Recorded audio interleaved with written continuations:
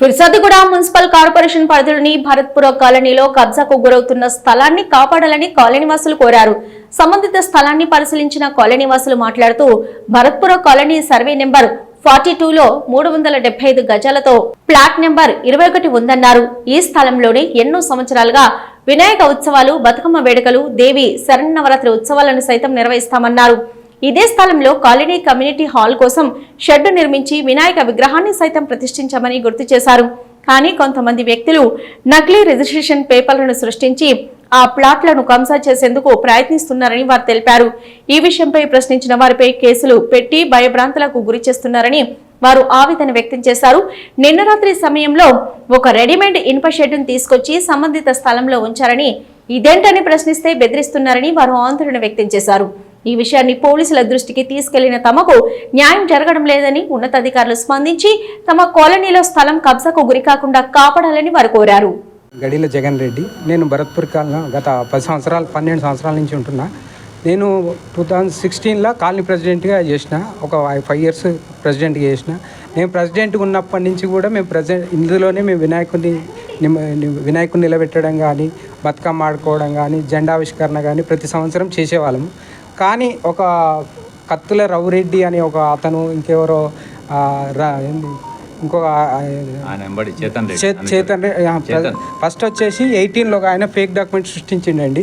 దాంట్లో survey number లేదు, ఏమీ లేదు. కేవలం ఒక ప్లాట్ నెంబర్ వేసుకొని 375 గజాలు ఇది ప్లాట్ నెంబర్ వేసుకొని ఒక ఫేక్ డాక్యుమెంట్ సృష్టించి ఇక్కడికి వచ్చారు. తర్వాత వచ్చిర్రు, మేమేదో మా ఇవన్నీ చూసి వెళ్ళిపోయారు. మళ్ళీ 2022లో అదే డాక్యుమెంట్ను సర్వే నెంబర్ లేదని సర్వే నెంబర్ని యాడ్ చేసుకురు అని ఇంకో డాక్యుమెంట్ తయారు చేశారు. ఆయన ఇప్పుడు ప్రజెంట్ ఓనర్ వచ్చేసి కత్తుల రవిరెడ్డి అనే పేరు ఉంది. కానీ అతను మాత్రం ఏనాడు రాలేదు. ఇక్కడికి అజయ్ జైన్ అనే ఒక పర్సన్ సికింద్రాబాద్ అట, ఆయన చెప్తుంటాడు ఎప్పుడు ఒక 10 నుంచి 20 మంది పబ్లిక్తో వచ్చి మమ్మల్ని అందరినీ భయభ్రాంతులకు గురి చేస్తుండు. నీ డాక్యుమెంట్ ఏదంటే ఆయన ఏం చూపించాడు. ఆల్రెడీ మేము కోర్టులు వేసినాం, ఆయనే కోర్టుకు పోయింది. Injection order, fake injection order. ఇక్కడ పక్కింటి హౌస్ నెంబర్లో ఎవరో అనామకుని పేరు పెట్టి ఫ్రమ్ XYZ ఏదో పేరు అశోక్ అని పేరు పెట్టిండు. అశోక్ అనే పర్సన్ ఆ ప్లాట్ ఓనర్ కాదు, ఎవరు కాదు. ఆ పేరు పెట్టుకుని ఒక ఇంజక్షన్ ఆర్డర్ తీసుకొచ్చి మమ్మల్ని మరీ ఇందులోకి రాకుండా మా మండపాన్ని డిస్టర్బ్ చేసుకుంటా చాలా ఇబ్బందికరంగా మమ్మల్ని డిస్టర్బ్ చేస్తుండే. ఇదే విషయంలో మేము ఆల్రెడీ మున్సిపల్కి ఇచ్చాము, ఏసీపీకి ఇచ్చాము, డీసీపీకి ఇచ్చాము, ఐజీకి ఇచ్చాము, అందరికీ కంప్లైంట్లు ఇచ్చామండి గత 6 నెలల నుంచి. దీన్ని ఎవరు పట్టించుకోవడం లేదు. దయచేసి మీరు కనీసం మీడియా ద్వారా సమాజానికి ఇది ఇందులో నిజమేంది అబద్ధమైందని తెలవాలనే ఉద్దేశంతో మేము అన్నీ చేస్తున్నామండి. వాస్తవానికి మేము ఆల్రెడీ పోలీస్ స్టేషన్లో కూడా కంప్లైంట్ ఇచ్చామండి. కానీ పోలీసు వాళ్ళు మమ్మల్నే ఇబ్బంది పెడుతున్నారు. పోలీసు వాళ్ళు దీని వెనుక ఏ రాజకీయ నాయకులు ఉన్నారో, ఏ పోలీసు వాళ్ళ అండదండలతోనే ఇంతవరకు దీన్ని మమ్మల్ని ఈ విధంగా డిస్టర్బ్ చేస్తురండి. దయచేసి ఇది కాపాడే విధంగా మీ మీడియా ద్వారా కానీ ప్రజానీకానికి తెలిసి కనీసం దీన్ని కాపాడడానికి అందరూ ముందుకొస్తారని ఆశిస్తున్నామండి. అది చెప్పండి. 68లో అమ్మిన తర్వాత అదే ఓనర్ ఎట్లా చేస్తారు? 1968లో రిజిస్ట్రేషన్ అయింది ఫస్ట్ డాక్యుమెంట్. వీళ్ళు వచ్చేసి హౌస్ నెంబర్ 1968లో అయింది. ఇది లాస్ట్ డైమెన్షన్.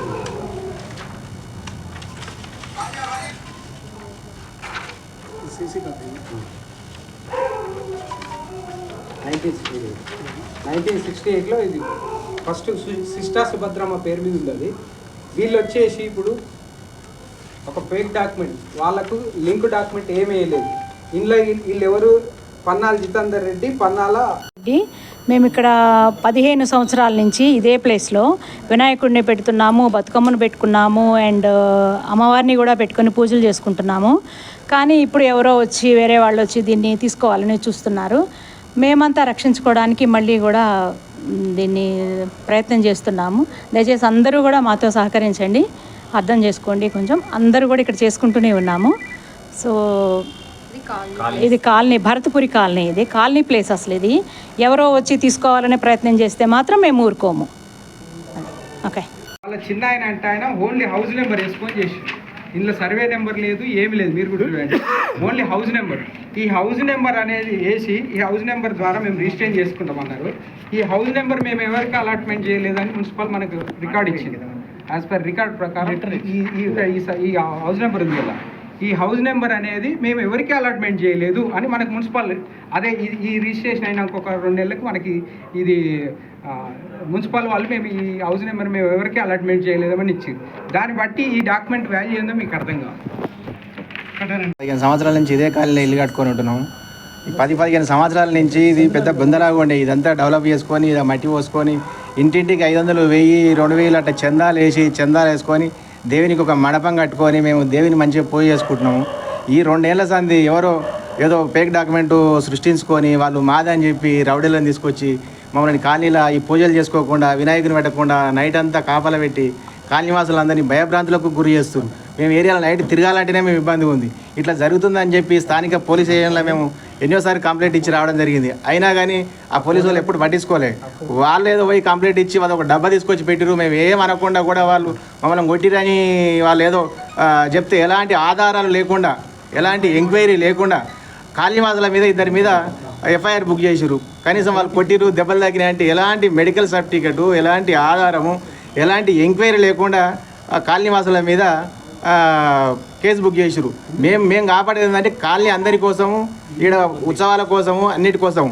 అవతల ఎవరో పర్సన్ ఒక్కడు తినిపోదామని చెప్పి ఆయన ఏదో ఫేక్ డాక్యుమెంట్ చేస్తే ఈ పోలీసు వాళ్ళు కూడా వాళ్ళ సైడే మాట్లాడుతారు కానీ మాకు ఏమాత్రం కూడా చేస్తలేరు. నిన్న వాళ్ళు ఒక డబ్బా తీసుకొచ్చి పెట్టిరు. దానికోసం 100 కాల్ చేస్తే 3 గంటలైనా 100 మాకు రిప్లై ఇవ్వలే. మా దగ్గరికి 100 రాలే. ఒకవేళ ఏదైనా గొడవ అయినా కానీ అంతేనా? మేమేంటంటే వాళ్ళు 30 మంది వచ్చారు, మేము 10 మంది ఉన్నాం కాబట్టి వాళ్ళు తిరిగిపోతే వాళ్ళు కొడతారని చెప్పి మేమంతా పక్కకి లేవాటాం. వాళ్ళు తెచ్చారు డబ్బు పెట్టిపోయారు. ఇదే విషయంలో మేము గత 6 నెలల క్రితం కూడా సిపి గారికి ఒక లెటర్ ఇచ్చి వచ్చినాము. కానీ మరి ఆ సిపి గారు చూసిరో చూడలేదో తెలియదు. ఆ రోజు మీటింగ్లో ఉన్నాడు సిపి గారు. మేము పోయి లెటర్ ఇచ్చి వచ్చినాము. ఆ లెటర్ చూసిండో చూడలేదో తెలియదు. ఈరోజు ఇంత జరిగింది కాబట్టి ఈరోజు కూడా మళ్ళీ సిపి గారి దగ్గరికి పోయి మళ్ళీ గుర్తు చేద్దామని చెప్పి మేము కాలనీవాసులు అందరం ఒక లెటర్ తీసుకొని సిపి గారి దగ్గర కలిసి మా సమస్యలు పరిష్కారం చేద్దామని అనుకుంటున్నాం. వాస్తవంగా చెప్పాలంటే మేము భయభ్రాంతులకు గురి అవుతున్నాం. సరే స్థలం ఏమవుతుందో ఏం పోతుందో ఆ తర్వాత విషయం. కానీ వాళ్ళు రాత్రి వచ్చి మమ్మల్ని కేసులు బుక్ చేసి వాళ్ళు ఎవరిని ఏం చేస్తారు అనేది మాకు భయం ఉంది. కాకపోతే మేము అనేది ఒకటే, మేము నిజాయితీ ఉన్నాం. దీని 68లో ఒక శిస్త సుభద్రమ అనే పేరు మీద డాక్యుమెంట్ అయ్యింది. అదే డాక్యుమెంట్ మీద కాపాడుతున్నాం మేము. ఆ డాక్యుమెంట్ ఆమె ఇప్పుడు కాదు ఇంకా 10 ఏళ్ళకి వచ్చినా పూలలో పెట్టిస్తాం. మేము ఎలాంటి రూపాయి కూడా ఆశించాం. అప్పటిదాకా దీన్ని మేము కాపాడుతాము.